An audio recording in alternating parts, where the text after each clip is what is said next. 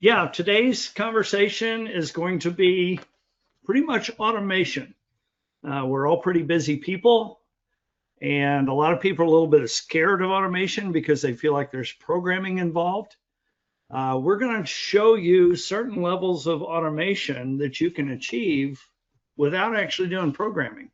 And of course, we're also going to get into some iLogic. So we're going to talk about where programming and iLogic delivers real value to everybody on this call, I hope. With that being said, Inventor technically offers 4 different stages of automation, what we consider 4 different levels of automation. Level 1, you can automate directly within Inventor in the part environment. You can use model parameters. You can set up user parameters. You can obviously write equations. So we're going to start out looking at level 1, what we call the basics. Once you get the basics down, which probably a lot of you are already doing, I'm assuming most of you are doing this, but if not, I'm going to convince you that you need to be doing that. Once you've got your model behaving with model parameters, user parameters, and equations, we get into level 2.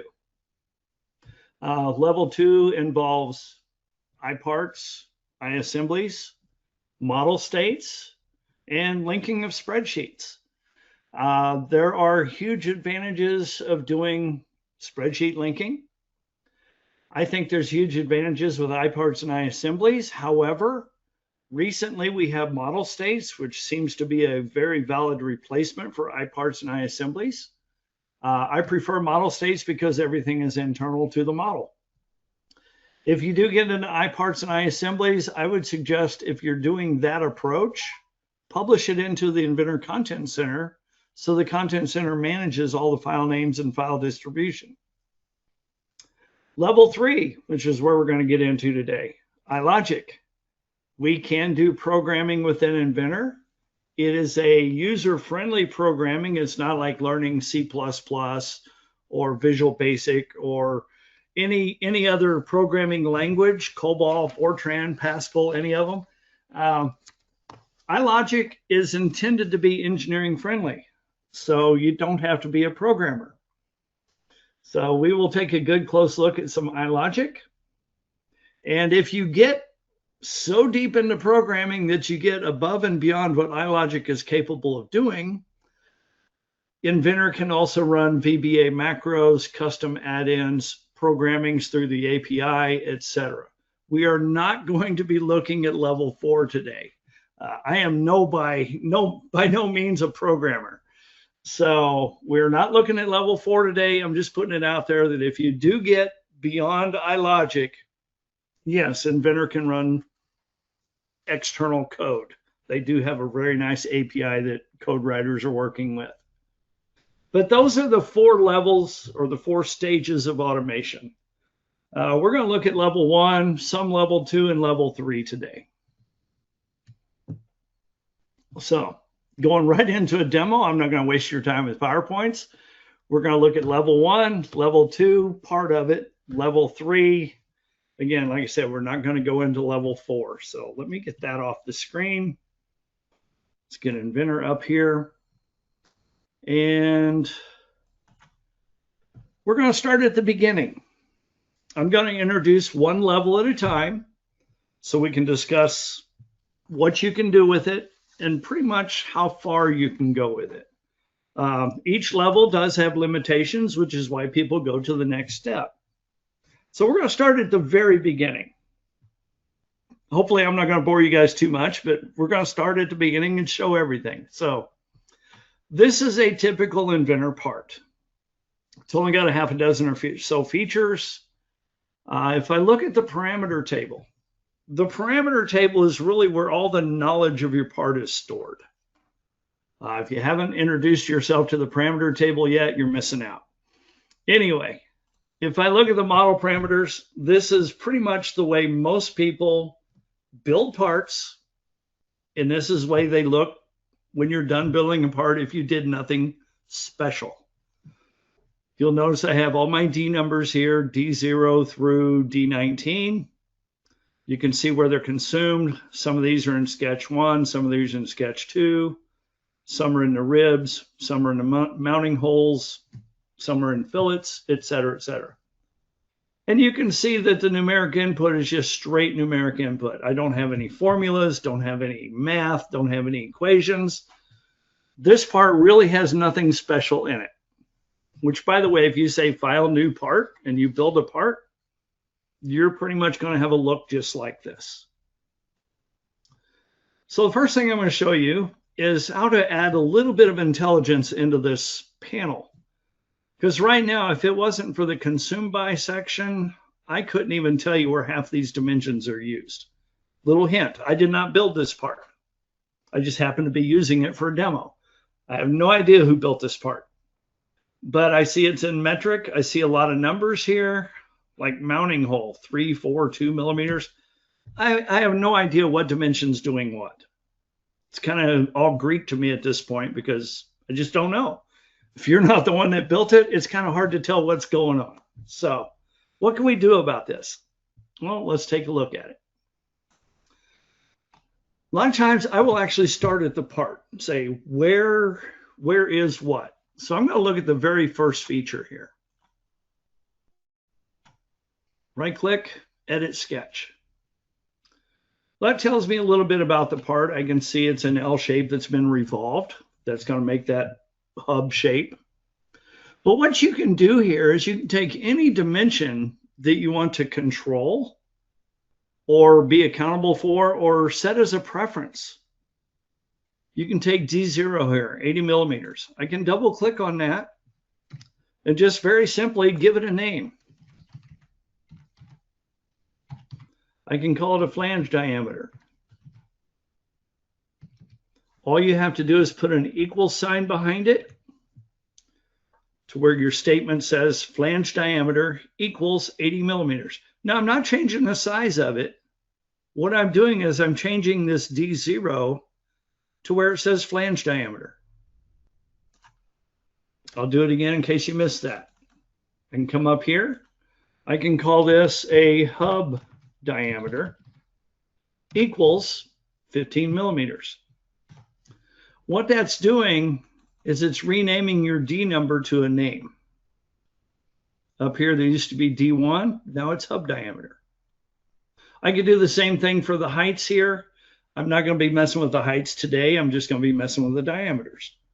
So I can basically put names on some of these. I can leave the others alone. I'm also going to be looking at this rib today. So I'm going to right click on the rib, edit sketch. Looks like it's got a couple dimensions in it. This one is going to be the rib height equals, and this one is going to be the rib length.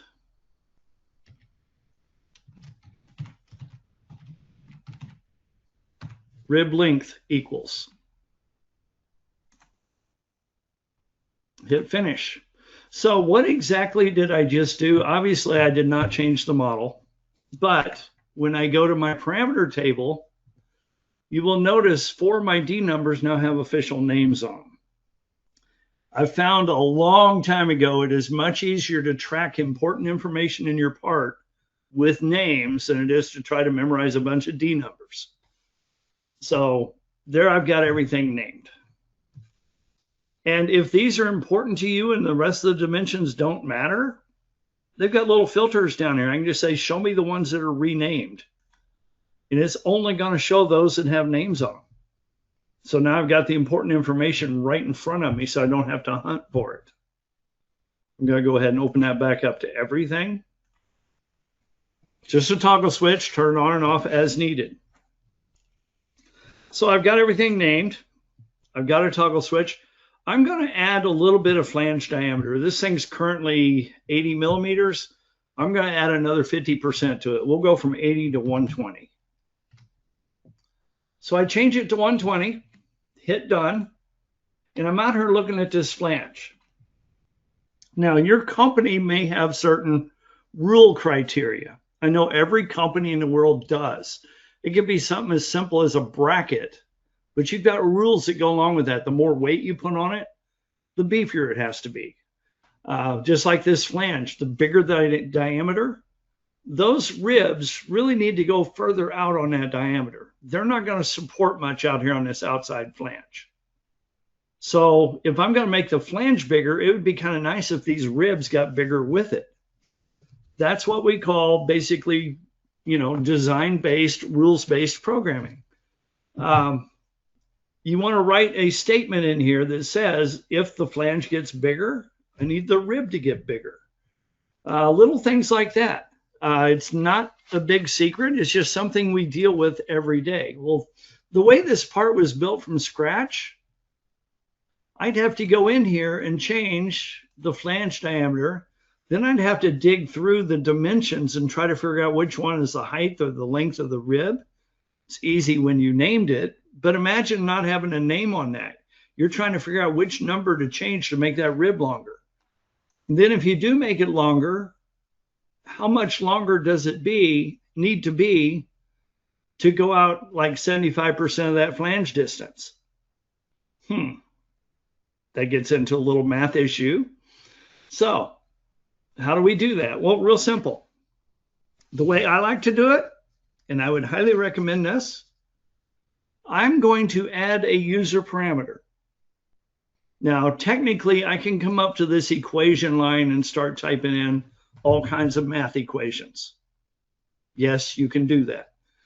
I have kind of a little bit different approach. I don't consider myself a programmer, but I've done programming in my past, so I have kind of a safe approach. I like to come down here and add a user parameter. So the first parameter I'm going to put in here is, I'm just going to call it a rib length formula. So I can come down here and actually experiment with my math. I'm horrible with math. But sometimes when you're writing equations, you do get into math, right? So I'm going to come down here and say, okay, I need to take the overall flange diameter. And it's real easy since I put a name on it. I want the flange diameter. I'm going to subtract from that the hub diameter. I apparently spelled them right because it's showing up in black. So I'm going to take the flange diameter, subtract out of it the hub. So 120 minus 15, that's about 105. That's how much flat space I actually have. Now, since both of these are diameters and my rib's only coming out on one side, I need to cut all that in half. So I'm dealing with half the part instead of the whole diameter. Pretty simple math at this point. Now, how far out do I want that rib to go on the remaining space? I want to go about 75%, about 3/4 of the way. So I'm going to put in a times 0.75. So when I enter this, I'm not committing anything to my part yet. I'm just playing with my math. I'm looking at the results, 39.375. Currently, we're up here at 15. That send it out roughly two and a part times longer. So that's about where I want it. So I can kind of validate my math before I commit to anything. Now that I like the results that I see, I just come up here and say this hub diameter, instead of 15 millimeters, it's going to be that rib length formula that I just typed up. So when I hit done, oh, what did I do here?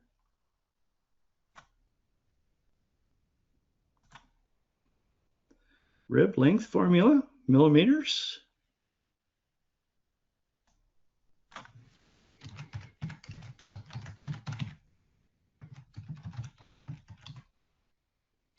I know if I do this a lot, I forget to capitalize my first letters.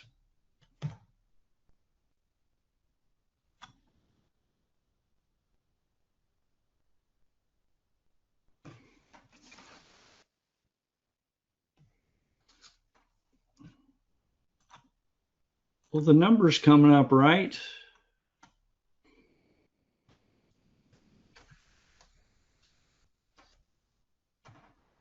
Oh, I'm putting it in the wrong field. No wonder it doesn't like it.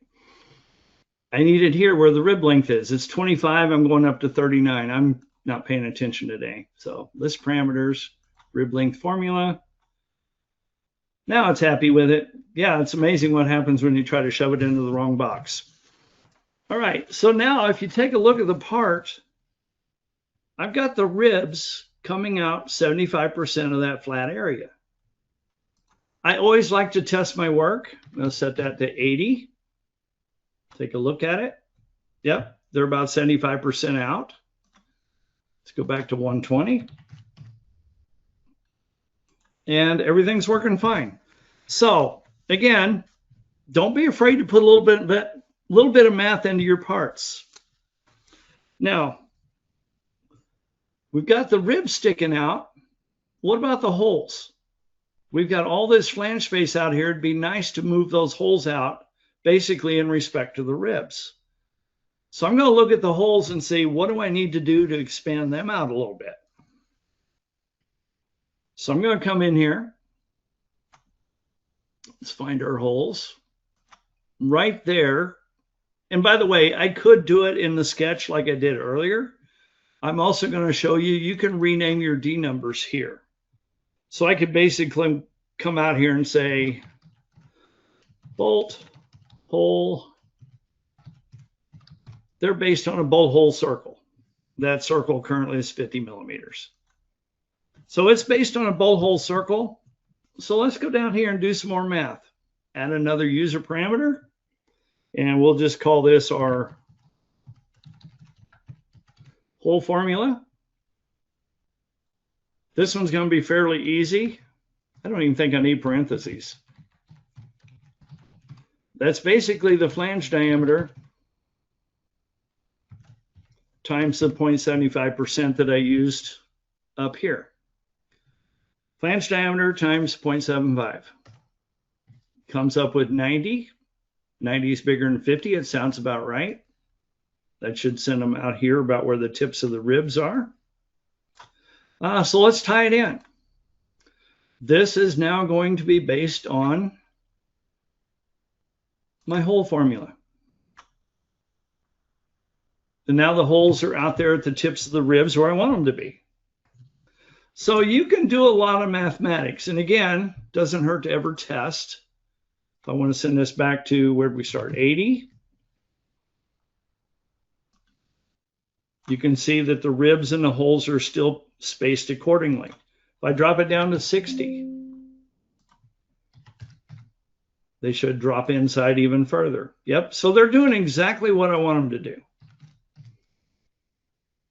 But just taking a couple minutes to write up a couple formulas and actually plug them into your parts, you now have a part that is parametrically smart. So you want to at least take your dumb parts and put a little math on them to make them smarter.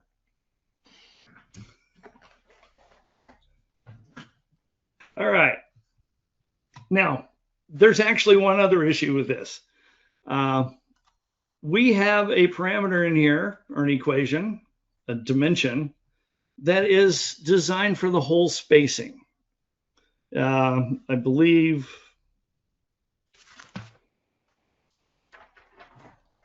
we'll call this the hole angle.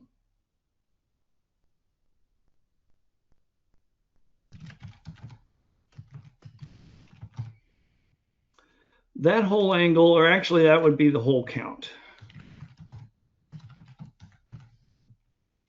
Right now we've got 4 holes. Let's change it to 6.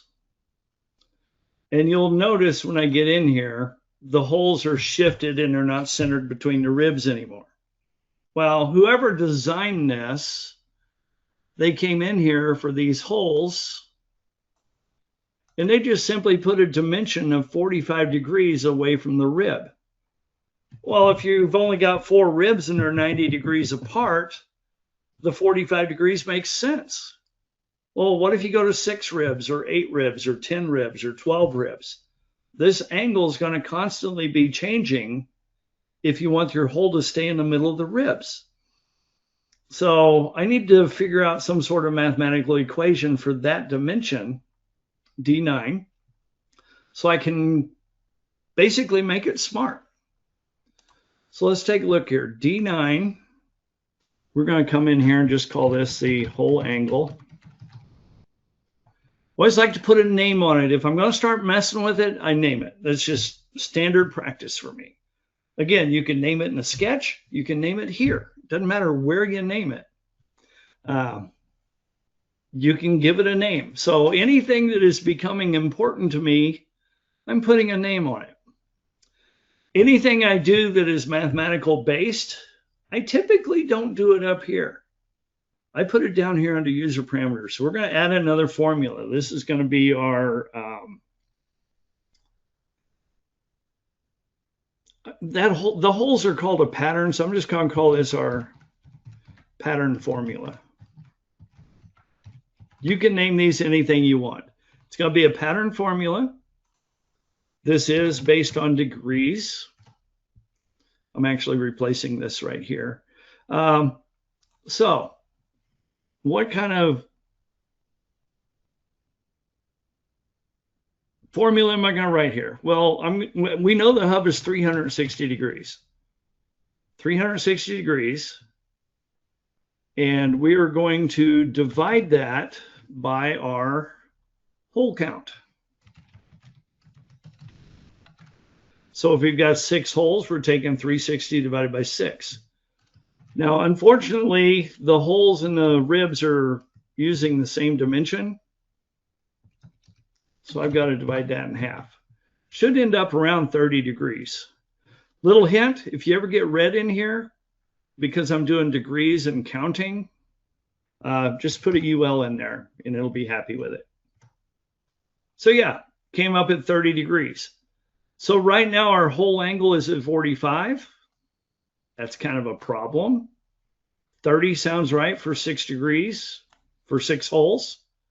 So the hole count, that'd be right here. Whole angle, I just need to put our pattern formula in here.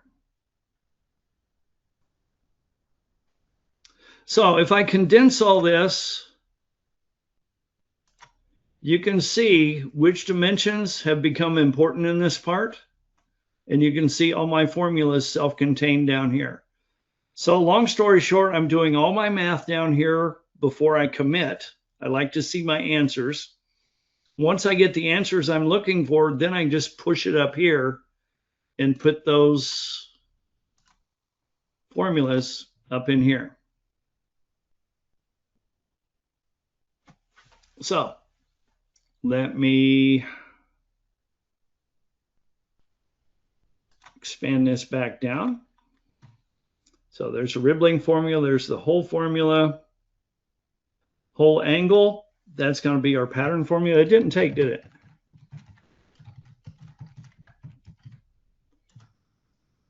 You do have to accept it. Okay.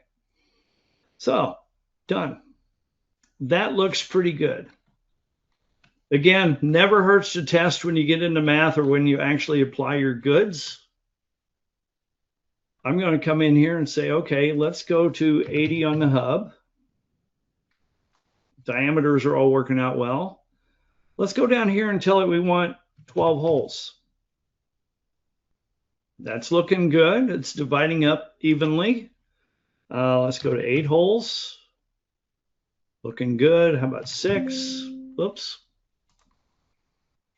How about 6? Looks good. How far down can we go? Can we go to 3?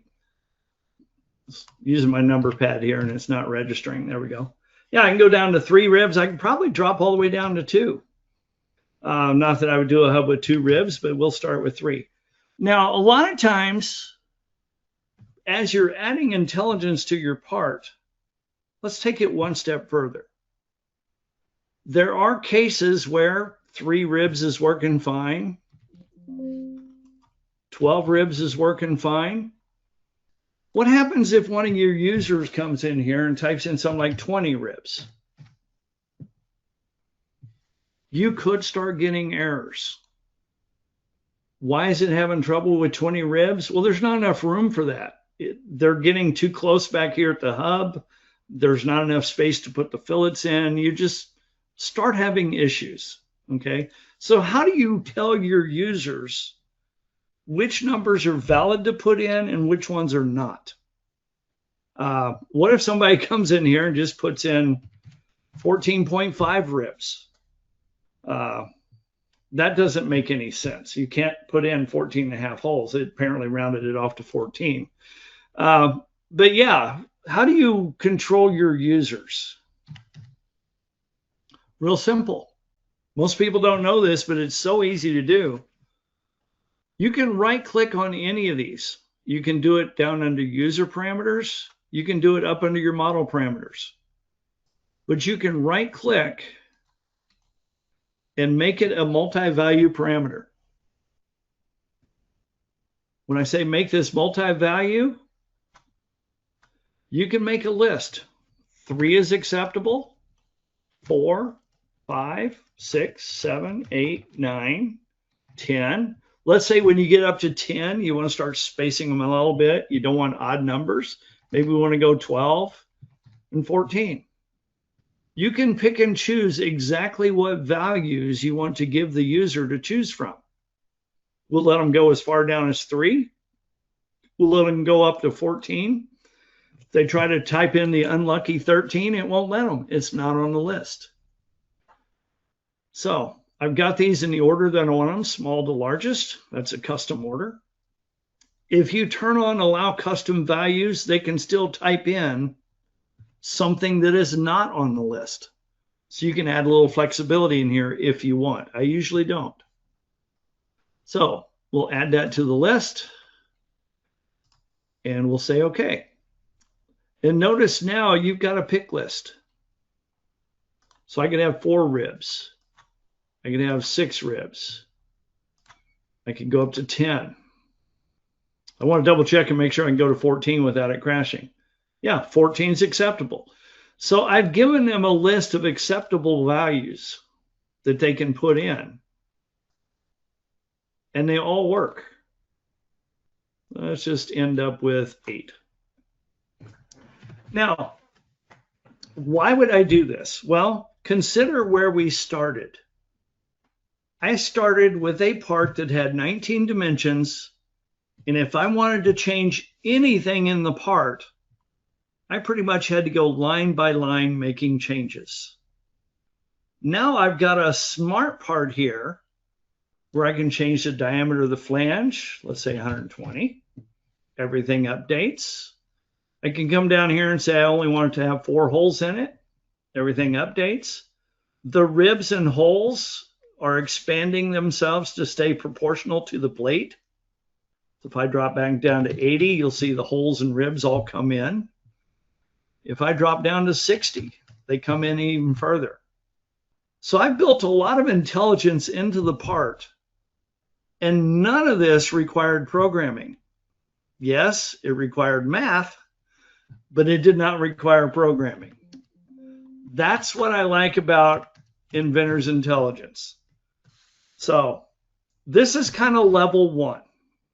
I showed you on the slide a while ago, we have 4 levels. Everything I'm showing you right here is basically what we call level 1 programming.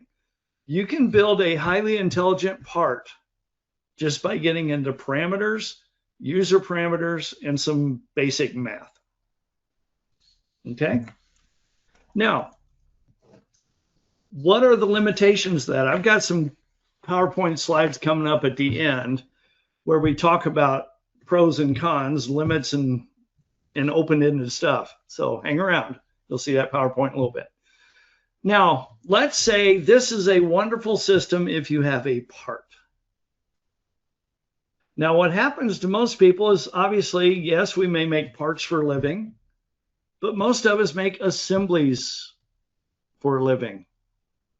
So let me go ahead and save this, close it, and we're going to talk about assemblies. I know anybody who's taken a class from me has probably seen this bookshelf. Actually, you've not seen this one. But let's talk about basic parts and how can you make assembly smart. I just showed you how to make a part smart. How do you make assembly smart? Well, let's start at the beginning here. I do have parameters. There's a bunch of model parameters. Most of these are zeros because what's in an assembly? A bunch of make constraints, right? So I'm going to collapse model parameters and show you I have 6 user parameters in here. I've got a width, a height, a depth, number of shelves, an overhang. The top plate overhangs a little bit, so I've got a control for that, and thickness, which is the board thickness. So I have 6 basic parameters in here. Anybody can create 6 parameters that do things, right? Now, let's say for fun and games, I go from 36 to 48. 42-inch height, I go to 60. I can change the 8-inch depth to 10 inches. 3 shelves to 6 shelves, et cetera, et cetera. Let's say the board thickness 3/4. I can change all I want here, and you're going to make an amazing discovery. Nothing changes. So what good does it do to have a bunch of parameters in your assembly when the assembly doesn't really control anything? What controls the appearance of assembly? The parts do. Everything keys on the part. If the part changes, the assembly updates. If you're trying to change it at the assembly level and say, push this all down to the part, there's nothing in Inventor that's going to do that for you. The parts drive the assemblies. We all live in that world, right? So yeah, there is kind of a problem by trying to force the numbers here. When these numbers, by the way, they don't even have to be in here. I just put them in here for show and tell. They don't control anything because they're not tied into any of the models. And if you were trying to tie them in, where would you tie them in here? You can't. The changes need to be made at the part level. I think everybody understands that. So how can we do this? Well, real simple. You could change the parts. So example, if I grab the back of this and go to parameters, there's my same 6 parameters: width, height, depth, shelves, overhang, thickness. So if I want this to be 48 inches wide, I can type in 48, hit done. Oh, it did get wider. Now when I return to my assembly, the back is 48 inches wide. Cool. Well, what about the rest of the shelf, right? So I could go down to the foot, the little kick plate here, and I can tell it, I want you to be 48 inches wide. When I return to the assembly, now I've got some of it wider. What else is nice? Let's go to the top here. Go to parameters. I can make it 48 inches wide. And the only thing left is the shelves. Now they're hidden pretty good because they're down inside a pattern here. But there's my shelf. Let's go to edit. Go to parameters. Again, I've got these parameters in every part. So when I change it, everything mathematically adds up and boom, there's your updated assembly. But that's kind of a pain, isn't it? If I wanted to make this thing taller, I could double click on the back, change the height to 60. Done. So now the back is taller. What else has to be taller? Well, the side panels. Double click on a side panel, come down here, make it taller. Now the side panels are taller. So yes, I can make it wider, I can make it taller, I can make it deeper, but the problem is every time I mentally think about a single change I want to make, I have to go to every part and tell them to change. That is kind of a pain. Now, how can we avoid that? We're going to go to level 2 here. How do you avoid that? Real simple. Let me close that one out. I made one change with this bookshelf. The last one had user parameters in it. instead of the 6 user parameters, I have linked it to a spreadsheet. The spreadsheet has 6 parameters in it. Same names, same values, same everything, but instead of putting them in as a user parameter in the part file, I'm putting them into a spreadsheet. And all you have to do is hit this link button down here and link to that spreadsheet. So what I did is every single part is pointing to the same spreadsheet. So if I look in this part, you can see it's linked. And actually, I don't even have to link the assembly, but I do for one reason. I'll show you that in a second. But every part is pointing to this spreadsheet. So every part is linked to the same spreadsheet instead of being self-controlling with their own list, which doesn't make sense. So let's see what happens here. All I have to do when you link to a spreadsheet, it shows up as third party. Right there it is. Now, why did I link the assembly? Real simple. I wanted access to this spreadsheet. I don't want to have to go to a part to find the spreadsheet. I link the spreadsheet right here at the top level, so it shows up at the top level browser. That's the only reason I put it in here. Actually, there is one dimension that uses it, the overhang. Because my top panel is a little bit bigger than shelf itself, it does have a 1-inch overhang on it. So all you have to do is right-click, edit. Spreadsheet comes up. Now, when people see this, you'll see the input data. I've actually got sentences here. These are not the parameters going into Inventor. I've got those on another page. So my front page is my Inventor data. You might recognize the 6 words. You might recognize the numbers. There's the units. My input sheet, I went a little overboard on my spreadsheet. I could survive with just this. But I went a little overboard because, you know, you've got salespeople you're trying to communicate with. For the salespeople, I want them to have an actual question. Enter shelf unit width. Because if I just put this in front of them that says width, they don't know what width you're talking about, right? So I set this up for the salespeople. So example, I could set this thing up to be, I don't know, 48 inches wide. 42, let's change that to 60 tall. Now, we talked about making a pick list over in Inventor. You can do the same thing in Excel. You might notice this little depth data table over here on the right. These numbers, it's what's making that pick list. It's an Excel thing.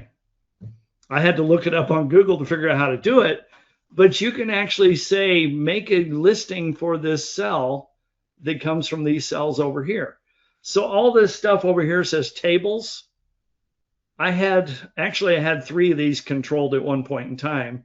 I took the other 2 out and I just left the depth. So that is still a pick list. So I am controlling user input, just doing it with Excel. Number of shelves, 6. Panel thickness, that's a board thing. I'm not going to change it today, but we'll just hit save. When I close this and hit update, there's my new bookshelf.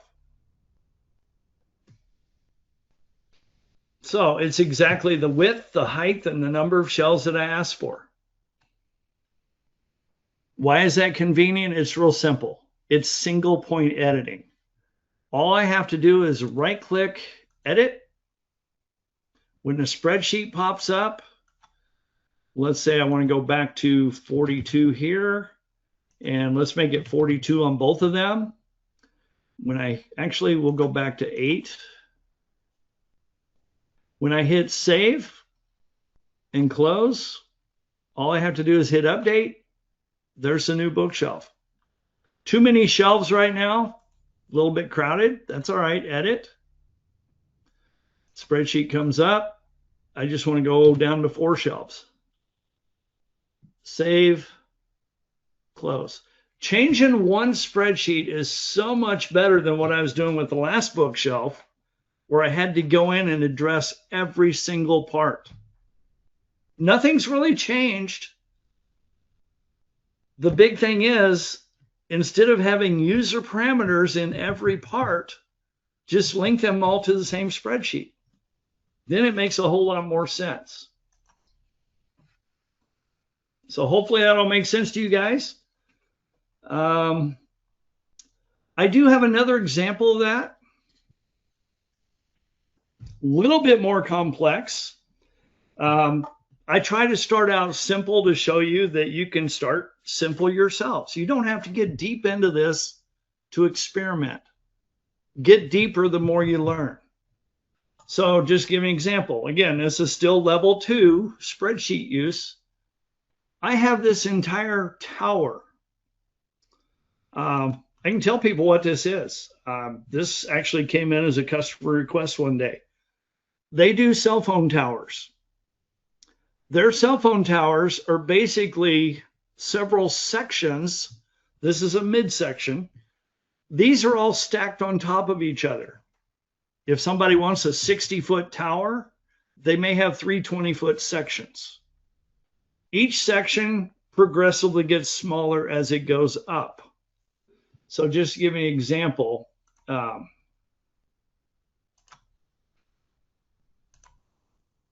you can see that the bottom plate that's bolted to the concrete is bigger than this upper plate. The next section that goes on here, the bottom plate is going to be this size, the top plate's going to be even smaller. And the tubing diameter changes size. So there's a lot of stuff that changes size as it goes up. This thing's basically just a round pipe with a bunch of angle iron support. You can see all kinds of angle iron in here. Okay, so there's a lot of variables here, but it is still a fairly simple project. Now, if I say edit the spreadsheet, you'll notice this is all divided up by category. Okay, right now this section you're looking at is 20 feet high, 20 feet wide, and 12 foot deep. So it's 20 tall, 20 wide, and only 12 foot back to the upper right. So you can kind of see that the numbers are matching the framework. You can change this to anything you want. Let me get in here a little bit. So let's go to the height. It's 20 feet tall now.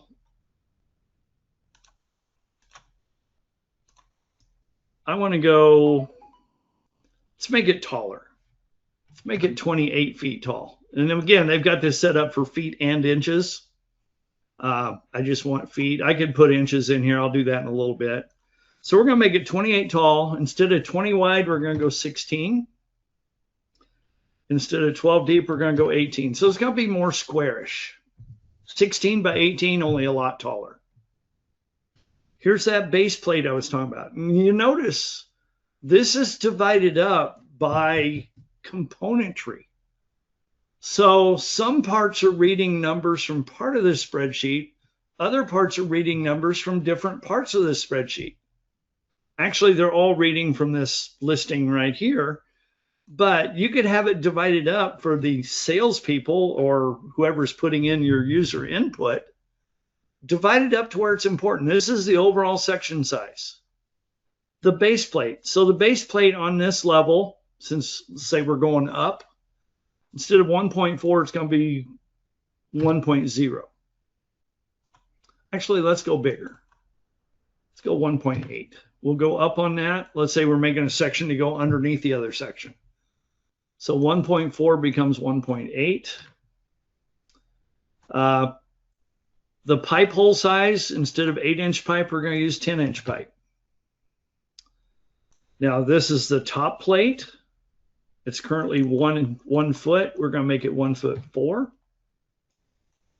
And we'll make it square. It doesn't have to be square the way they designed this. Again, instead of 8-inch pipe, It's going to be 10-inch pipe. The actual pipe size is over here. So instead of an 8-inch pipe, I could have 10. And by the way, I could consolidate some of these cells. They just wanted it separate. Pipe ID, again, that determines your wall thickness. So if I say it's an ID of 8, it's going to be 1-inch wall all the way around. These are diameters. I can make it 8 or make it 9. We'll make it 1/2-inch thick pipe wall. Here's your cross members. Cross members are the ones that go across, the green ones.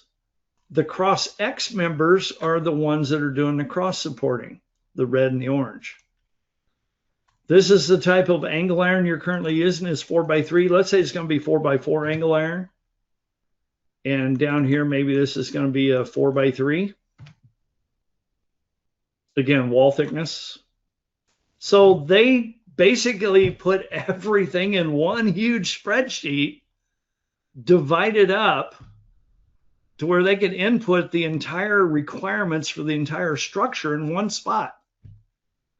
Everything here on the front page is being fed over here. These are the parameter names. But all I have to do is hit save, close, and bam. Everything's there. Everything fits. It's done. These people were spending over a day on each tower segment putting together models. I showed them what they could do with a spreadsheet. So we just took what was done in a day, and I just did it in, 10 minutes while I was talking. There's a section ready to rock and roll. So now they could build an entire tower 5 sections high in 30 minutes. So it's amazing what you can do. And again, this is the same concept as the bookshelf. There's one spreadsheet that's tied into each one of these parts. And that's what makes it all work.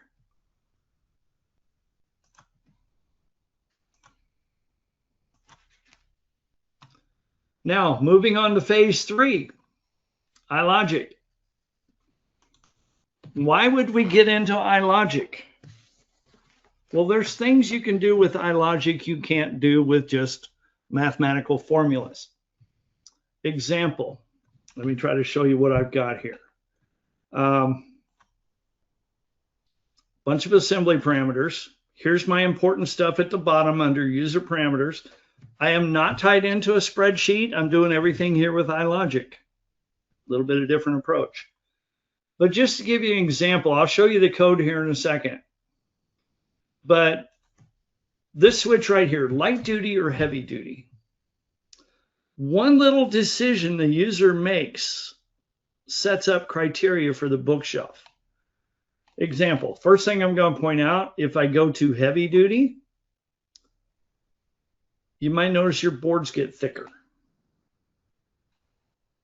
This is all 1-inch lumber.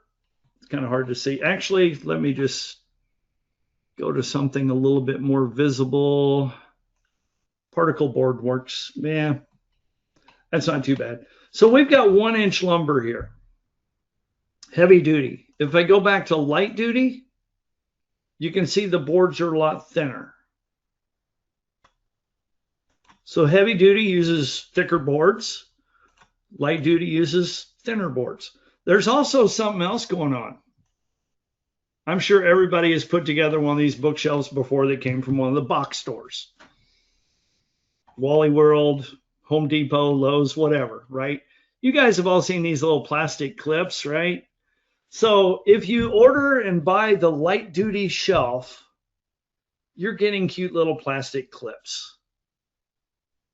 If I switch it over to heavy duty, those clips are replaced with wooden rails with screws in them. You got 2 screws going up and 2 screws going into the side. So again, light duty, you get the cheap little plastic clips.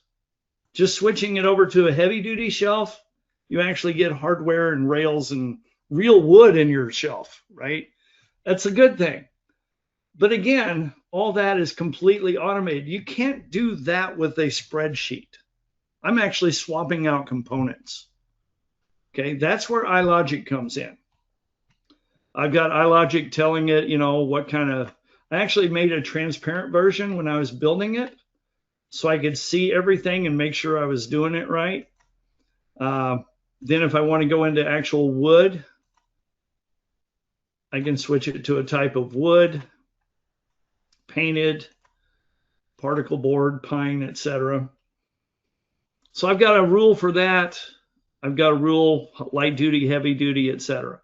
The sizes up here also determine this. Now, if I go light duty, basically any shelf that is 36 or smaller does not need any kind of center support.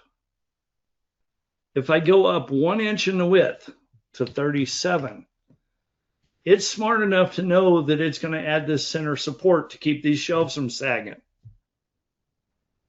If I go back to 36, it's not required. If it happens to be heavy duty, where you're actually using thicker boards, I can go to 40 and it's still okay. I have to get all the way up to 48 inches. Actually, I think it's 49 inches before it adds the center support, because a lot thicker lumber is less likely to sag. So you can write universal rules that basically say, when this happens, do this. It's really hard to do that with spreadsheets, which is why I love iLogic, because it gives me that flexibility. So how much iLogic code did I actually have to write to accomplish this? Well, I'm going to show you. There is an iLogic panel. If I go to rules, I've got 6 rules in here. 3 of these could be completely left out. But to me, they're free, so why not use them? Now, I literally mean this. They are free. You don't even have to be a programmer to do this stuff. They've got little wizards that do it for you. No, I'm dead serious. I have a width rule. If I double click this, we'll take a quick look at it. There is a rule in here that's basically limiting the user input. In my eyes, if the unit width is anything less than 9, why would you have a bookshelf less than 9 inches wide? I mean, I think most of the box stores sell you one that's like 12 inches wide. I've never seen one 9 inches. But I'm like, why on earth would anybody go less than 9? Right? You can't even put books on it. So I set up a rule that says anything less than 9. So if the user types in 4, which is totally ridiculous, set the unit width to 9 and show a message box. Now, if it's anything greater than 96 inches, that's 8 feet. I have never seen a bookshelf wider than 8 feet. I'm not sure I'd want to own one because it'd be a pain in the butt to pick up and move, right? So who on earth would want one greater than 96 inches? So I basically set up very reasonable limits. Now, the advantage to this versus what I did with user parameters allows you to put in a pick list. So I'd have to make a list that said 9, 10, 11, 12, all the way up through 96. That'd be ridiculous, right? All I have to do is set limits. Now, how much effort does it take to write a rule like this? Yeah, I'm trying to scare the crap out of you. Look at all that verbiage in there and all this crap, right? Here's the good news. I'm going to come down here and paste it in underneath here. They have a wizard right here. I want parameter limits. All I have to do is tell it what my parameter is, which is unit width. I could give it my max, which is 96. Give it my minimum, which is 9. I'm taking all the defaults here and I hit apply. They just wrote the code for me. So why would you not do this? It takes, if they're going to write the code for you, why not do it? Now you've just put in limits on the user, right? So again, take a look. There's a comment. Here's the comment they put in. There's my 9-inch verbiage. There's your 9-inch verbiage. There's your 96-inch verbiage. Here's your 96-inch verbiage. The whole message box thing, they basically write it for you. It's exactly the same. The only thing I did is I put the word inches up here. I've learned enough program that I wanted that in my error message. So I added that right there into mine, which is not in theirs. So yes, I tweaked mine just a little bit, but honestly, guys, they write the thing for you. So why would you not do that? I don't need to keep that because I've already got it, but let me cancel that. No, I don't need to save it. I've got a rule for the width. I've got another one for the height. Again, they wrote it for me. I didn't have to program it. So anything less than 12 on the height, I've never seen a bookshelf 12 inches high, but anything less than 12, not allowed. Anything greater than 72, 6 foot. That's as high as I want to go. Done. So I'm just basically setting up reasonable limits. I've got one for the number of shelves. They can have up to 10 or as little as 2. 2 is mandatory because my shelves are in there as a pattern. It's kind of hard to have a pattern of 1. So I said, all right, the minimum is going to be 2. You need at least 2 shelves, the bottom and 1 in the middle. Okay. So again, all this is their code. I did not write this stuff. I just filled out that little dialog box and it wrote it for me. So if I come in here and do something silly like I want a unit width of 120 inches, it tells me the maximum allowed is, here's that word inches I put in. Your input will be automatically changed to the maximum. So yeah, it'll go to 96, but that's the most you can do. If somebody types in 200, they're held to 96. Same thing works on the small end. If somebody types in, well, 3 inches, it's going to set it to 9. There's your little 9-inch bookshelf. See, I told you it looked dorky. All right, so let's just change that back to, I don't know, 48. Boom, done. So my point is, these 3 rules, I think every part that I build should have some sort of limit rule in it, just controlling user input. And especially easy if the code, if the software is writing it for you. Now, I do have one rule that's basically doing all my complex math or my thinking. It's called my construction rule. That rule, I basically have a bunch of if-else in here. We've got 4 possibilities. There's an if, there's 3 elses. And by the way, there's little snippets over here that do most of this code writing for you. We've got snippets for everything. If you wanted to work with iParts or iFeatures, it's in here. iProperties, positioning, features, like feature is active. Actually, I did use that right here. Component is active. Now that's features is active. I use component is active. So I'll kind of explain this. If the unit width, which we've talked about how wide the unit is, if it's anything greater than 36 and it is light duty, it is going to get a shelf center support. And it's also going to get the cheap plastic clips because it's light duty. So you notice both of these say true. Is it going to have that shelf support pattern, that plate in the middle? No, because it's light duty. And it's less than 30 or greater than 36. Again, if it's under 36 or equal to in light duty, it is going to get the plastic clips because it's light duty. Shelf center support, nope. Shelf support pattern, nope. So it's not going to get either one of them.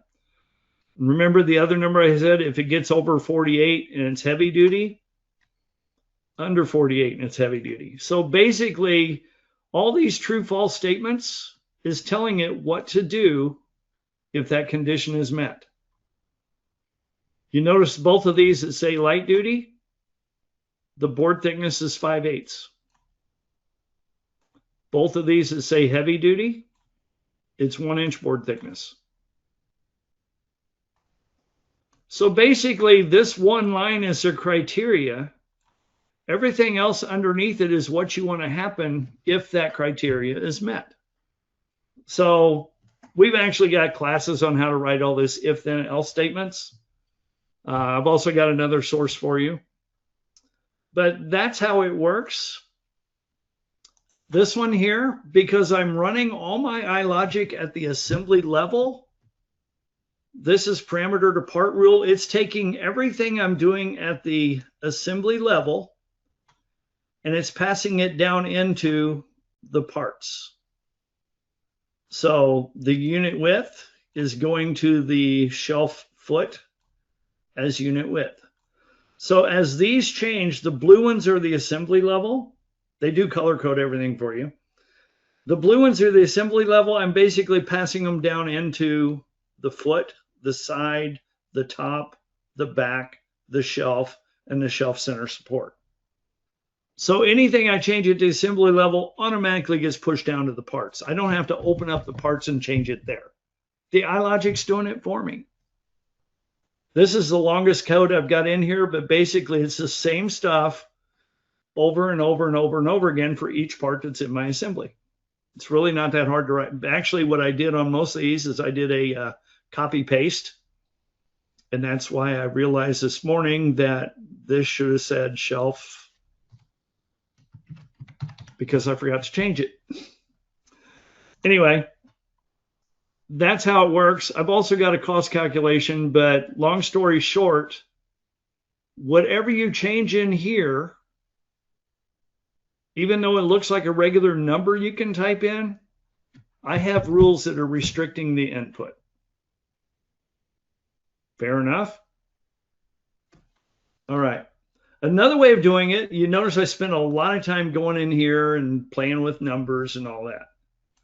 Another thing you can do is set up a form. There is a form in this particular part. It's only got one rule. It's got a material rule. If usage is heavy duty, then make it titanium.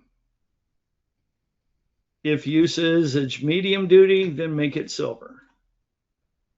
If usage is light duty, then make it ductile iron. So basically, depending on what this usage parameter says, it's going to do one of these three materials. And it's basically just changing the iProperty.material. Again, there's snippets for that. So, just give you an example. If I go light duty, you can see it changes the material. It's ductile iron. If I go medium duty, it's now silver. If I go heavy duty, it's now titanium. So it's basically just one user parameter called usage. Everything else on this is form-based. There are dozens and dozens of model parameters in here. You can see all these named values in here, which would be kind of pain looking at this saying, okay, I want to change the square from 2 inches to something else. I want to change the tooth angle. I want to change the root of the tooth. I want to change protrusion, HT, whatever it is, hole diameter, hub thickness, etc. You can change it all right here. But nobody likes coming in here if it's hard to find stuff, or maybe you don't know what something is. You can actually build a form. One thing nice about the form, it organizes. There is sprocket sizing. Sprocket OD, inner hub OD, and hub thickness. There's tooth sizing, which has the angle and the root and the pattern of the teeth. There's a square protrusion, 2 inches by quarter holes. They've got it all organized to where it's kind of making sense with labels. They've got iProperties in here. You can fill out the part number and stock number. Now, what does it take to build a form? Again, people look at iLogic like it's a programming language. Here's the way you work with forms. Edit. You have access to all your parameters. You have access to all your iProperties. All the iProperties. Okay? You have this toolbox down here. They've got it set up. Here's the actual preview of your input. Anything you want out of this toolbox, you just drag it in. Example, I want to put a picture on this sprocket. Okay, put it at the bottom. Let me drag it up.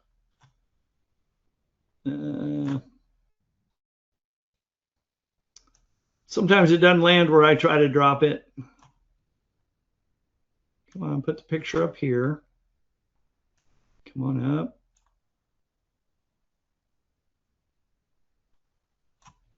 There we go. So that should put the picture at the very top underneath the word sprocket. You see no image data. All I have to do is come down here and say, okay, I want to put in that image. So now my dialog box has a cute little image on it. If you want to put something else in there, like there's nothing in here about the usage. All I have to do is grab that usage. Remember, light duty, medium duty, heavy duty. I can drag that usage and put it right here below the picture. Not there, up here. So there it is, usage, heavy duty. Now I've got a little fly down. Just to separate that a little bit, I'm going to put an empty space above it. And I'm going to put an empty space below it. Not there, there. So I can put in a couple empty spaces. You can tell how much space you want. But let me go ahead and say, okay, this kind of give you a little preview. There's the picture. There's our little fly down. Light duty, medium duty, heavy duty. You do have to hit apply here. So there's a medium duty one. Light duty, I think, is a darker. Yeah, it's dark. Let's go back to heavy duty. So you want to build more form, edit. Let's say we want to put in maybe more properties. And go over to iProperties. We've got part number, stock number. Let's say we want to put in like description. I can drag it in there. Let's say we want to put the vendor in here. Just drag it over here. And now you can, again, look at your little preview. You want to make sure you don't get so long you're falling off the bottom of the page. But you can add anything in here. If it gets to be too much, again, I could put it under another tab. You can put in another tab group. You can put in labels here if you want to put labels in places. We'll say OK. So now if we look at it, description, chain sprocket, vendor, Acme supply. Again, I can change the sprocket sizing, the tooth sizing, the square. Let's make the square a little bit bigger. And we'll make it a little bit thicker. So as I change numbers and hit apply, you can see it change on the model. It's all right here in a nice little input dialog box, which is far superior than having somebody digging through this list.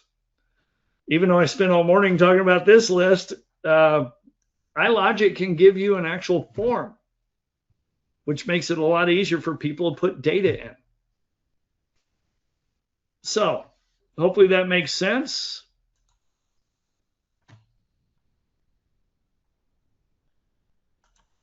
So we were at the demo.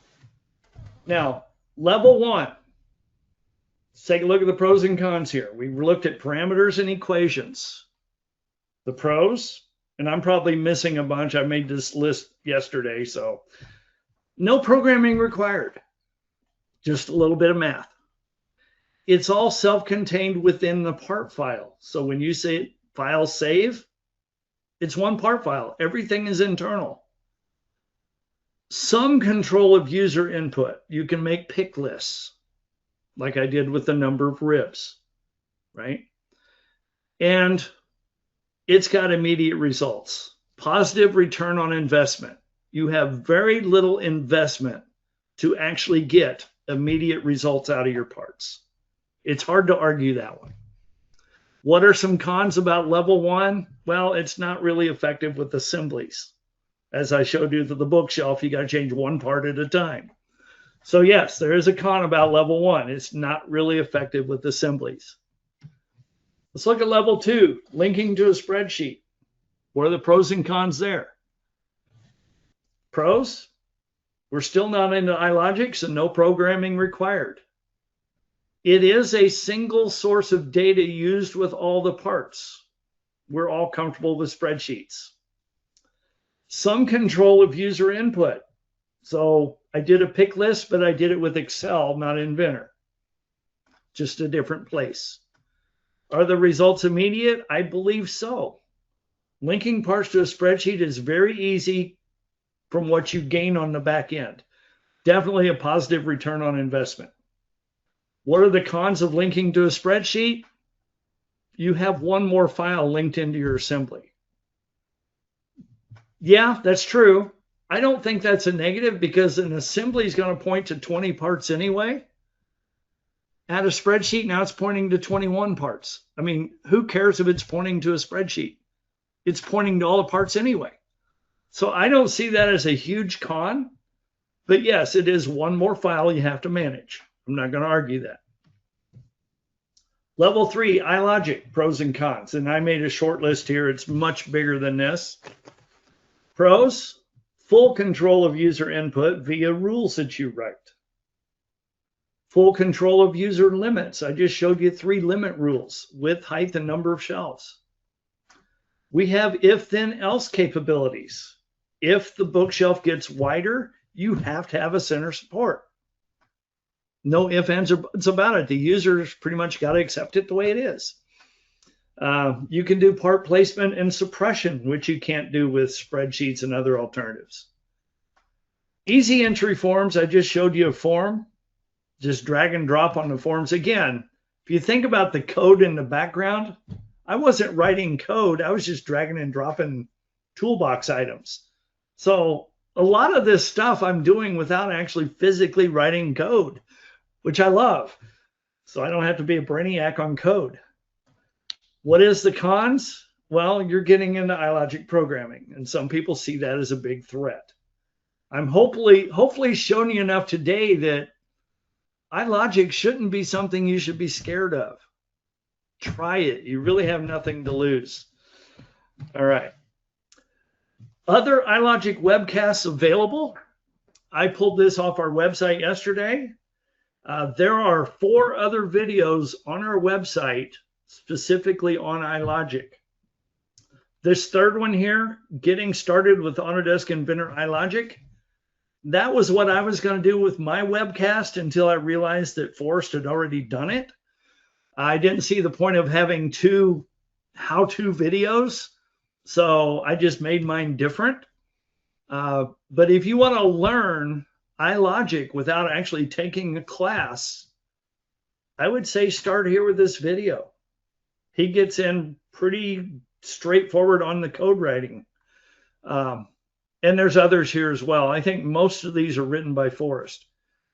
He's got little code examples and all kinds of stuff. So if you're really interested in code after this thing we showed you today, I would start here. And if you want even more than that, Kevin, which is answering questions today, he's actually teaching this class coming up. I believe it was May 7th and 8th. Our iLogic class is 2 days. And honestly, after 2 days, you can definitely do everything I showed you today plus some. So if you don't mind doing a class, we do have one coming up next month. I believe Kevin's going to be the instructor. Yep. All right. So that's what's coming up. Beyond that, Q&A slide. And this is the end of my presentation. I'm sorry. It looks like I ran over just a little bit here. I see a lot of questions came in. Looks like Kevin answered most of them. Do I need to look at any? There was one that I was not real sure of from Grant. If using an Excel spreadsheet to control parameters with data validation, does that same data validation show up in the Inventor parameter window? I think it's only the values themselves that show up. Is that not correct? Yes, the finished value, what you select. Yep. Excel is still in charge. Yeah, I'd love to see it pass the whole list across, but they don't do that. Okay. And then the second part of that question was, can you control the parameters with both the Inventor window and the Excel spreadsheet? And yes, correct me if I'm wrong, you cannot, anything that's linked through that Excel, you have to go to the Excel to edit. Is that correct? Yes. If you go to the parameters window, you'll see they're all grayed out because the spreadsheet is in charge. Now, I can combine spreadsheet with user parameters. Yeah. And control part of it with the spreadsheet and part of it with user. Yep. So yes, you can do it in both places, but no, if it's linked to a spreadsheet, the spreadsheet is in charge. And let's see here. We did have a question about the project you were using. Can it be shared with other participants? I thought it was a customer related project, so I wasn't sure what the ability was to share that. I think that was on the cell tower. The bookshelf is mine. The sprocket and the other part that I started with, those are both out of the training manual. They're more than welcome to have those. Yep. You might have recognized them. Yep, I do. Yep. I think they can have just about anything but the tower, unfortunately. Let's see. I do have permission to show the tower because I created it, but I can't not distribute it. Send it out. Okay. And then we're getting a few more in as we're talking here. If you make multiple models off the spreadsheet method,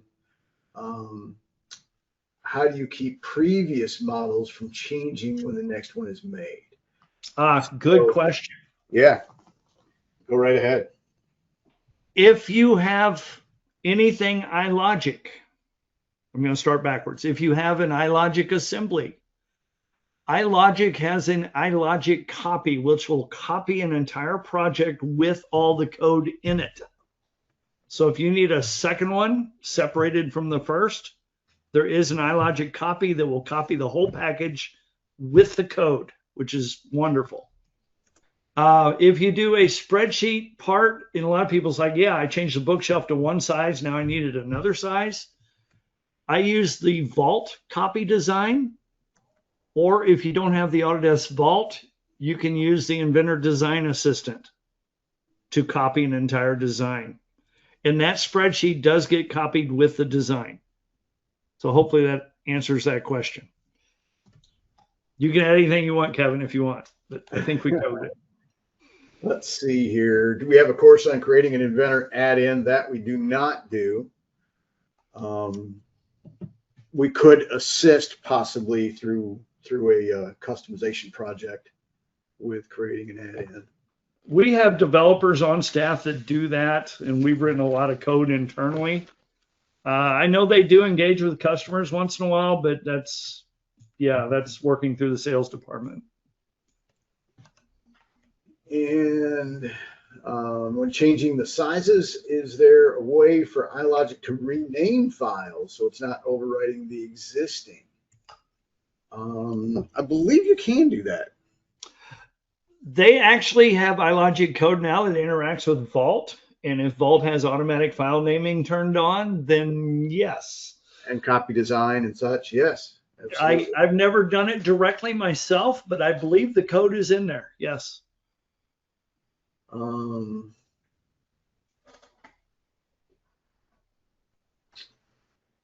And let's see here. George asked where can you get more advanced iLogic training? That would probably be a customized training. We certainly do that. We have some really good folks on staff here that could do some custom training working with your projects.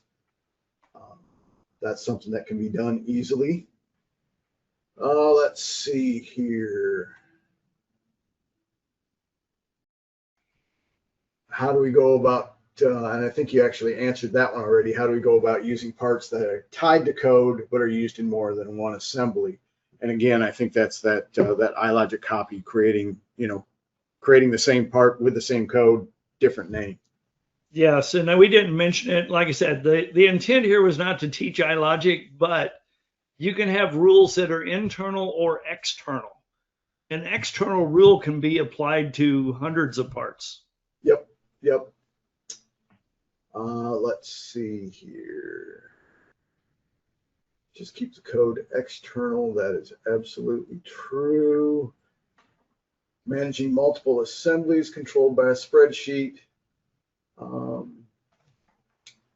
Yep, very possible. If you're, separating out individual parts, splitting a row out like Clayton had, just having a blank row in between those parts. Actually, that tower had a sub-assembly in it, so I was controlling two different assemblies with the spreadsheet. There you go.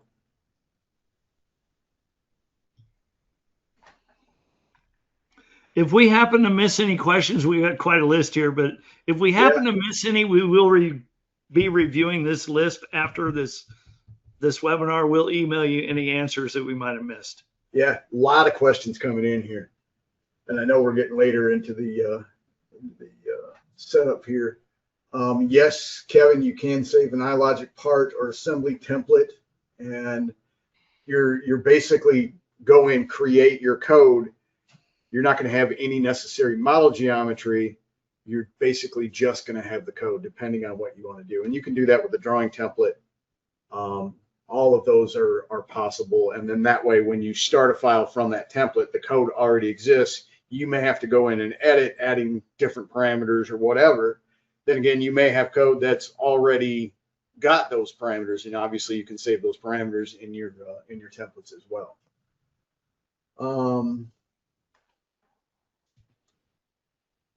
There is some code for, and I'm not sure if you're asking this, Gary, can you explain the hiccups of using model states with iLogic in assemblies? There's some good code in iLogic regarding model states. Yes, they have model state specific code. As a matter of fact, if you get into anything model states, they create a model state called iLogic, which allows it to flex without interfering with other model states that you might have.